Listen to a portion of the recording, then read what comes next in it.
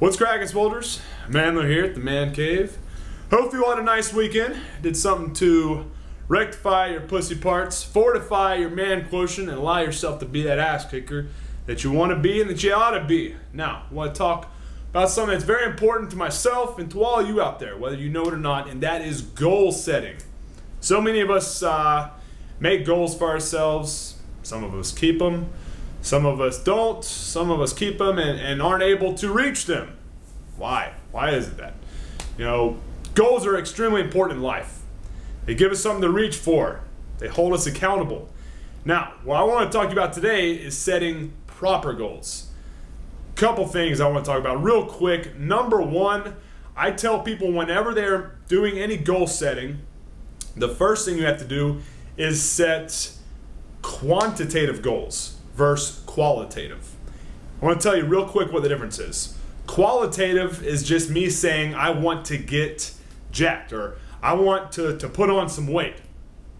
Okay, that is not very good. It's not very specific, and that's not what we want, and it's not going to really hold us accountable thus or because of that. So what would make that a better goal is if it was more quantitative, something that had numbers involved.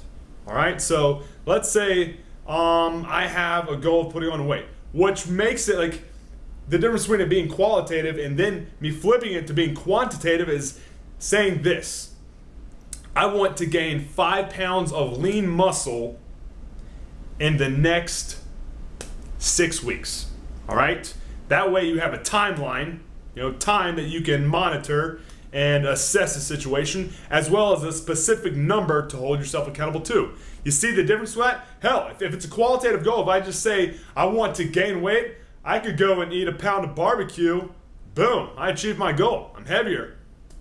Gain weight, right? It's not the goal we want to achieve though. All right, so number one, make sure your goals are set quantitatively. All right, I like to have a specific gain or a specific loss in mind whenever you're having a goal, and also a timeline. All right, so focus on numbers. It helps you assess the situation. Also, it does a better job of holding you accountable.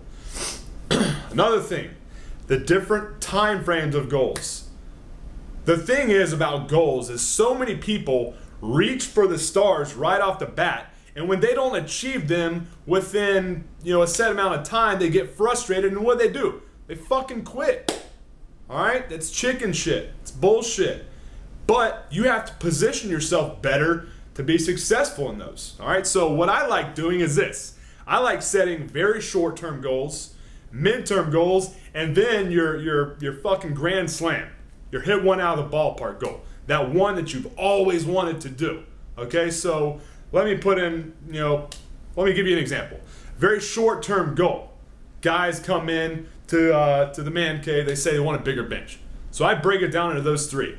The first thing is I want them to have the goal of correcting all their form efficiencies. So I might look at them and say, I want to fix these 3 things within the next 2 weeks. All right?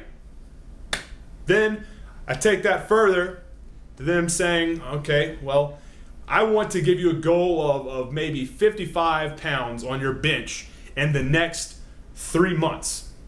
All right, hold me accountable to that. Then the last thing I'm going to do is I'm going to ask them, what is the biggest bench you want? What is the one thing you want to be able to bench and have yourself look in the mirror and be like, yo, I'm King Dick. All right, that's the difference. So we establish those 3 things. Let's say, like I said, got the 3 inefficiencies we want to fix up with the form in the span of 2 weeks. I got the 55 pounds and whatever time I said with that, and then the long term, the King Kamehameha, the Grand Slam is, let's say, benching 405.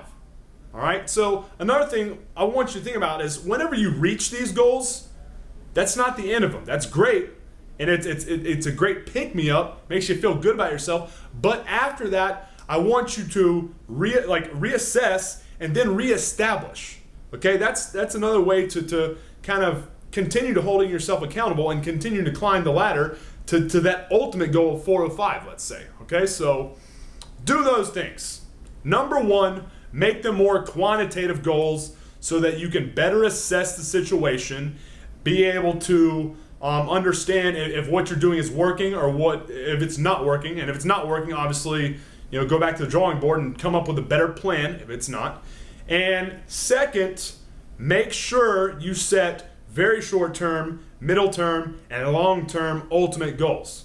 You do those two things, I can guarantee you, you're going to better position yourself to be where you want to be when you first start writing those goals in the first place. So hopefully that helps. If you have any questions about goal setting, reaching those goals, or anything like that I can help you with inside the gym, outside the gym, let me know.